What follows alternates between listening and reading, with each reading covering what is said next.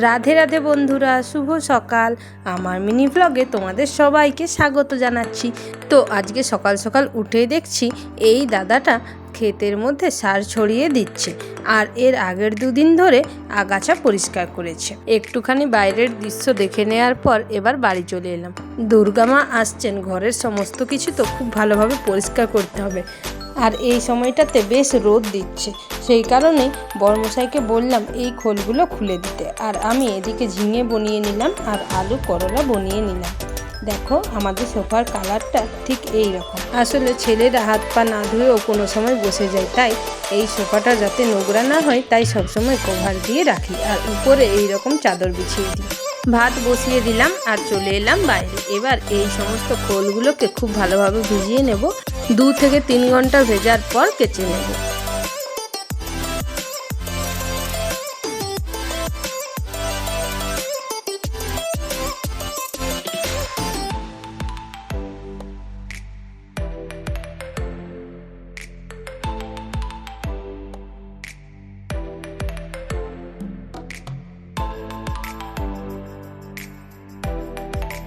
যাক বাবা, অবশেষে ভেজানো কমপ্লিট হলো। নির্মাণ ডিবাটাকে তুলে নিলাম আর চলে আসছি ঘরে। ঘরেও অনেক কাজ রয়েছে। ঘরে এসে না এসেই প্রথমেই ঠাকুর ঘরটিকে খুব ভালোভাবে মুছে নিলাম। আসলে এখন মা গেছেন ছোট ননদের বাড়ি, মাই পূজাটা সবসময় করে থাকে, কিন্তু যেহেতু বাড়িতে নেই তাই আমাকে এইগুলো করতে হচ্ছে। আমার বড়মশাই আবার অফিস যাবে, তাই তাড়াতাড়ি এদিকে ডিম আলুটা সেদ্ধ হতে দিয়ে নিচ্ছি। গ্যাসের আঁচটাকে লো ফ্লেমে রেখে দিচ্ছি। এবার স্নান সেরে পুজোটা ঝটপট করে নিলাম, আর তারপর যেটা করলাম সেটা হলো পেট পূজা। আজ অনেক দিন পরে ফ্যান ভাত আর আলু ভাতে খাচ্ছি। তোমাদের কাদের ফ্যান ভাত আর আলু ভাতে এই সকালের টাইমটাতে খেতে ভালো লাগে অবশ্যই কিন্তু কমেন্টে জানাবে।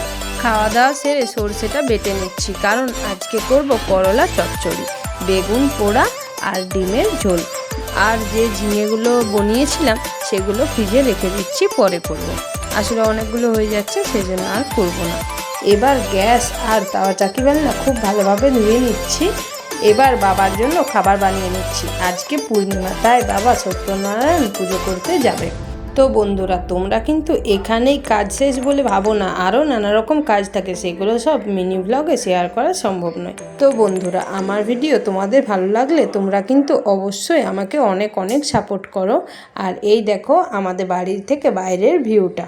তো আজকের মতো ভিডিও এখানেই শেষ করছি। দেখা হচ্ছে পরের ভিডিওতে। রাধে রাধে।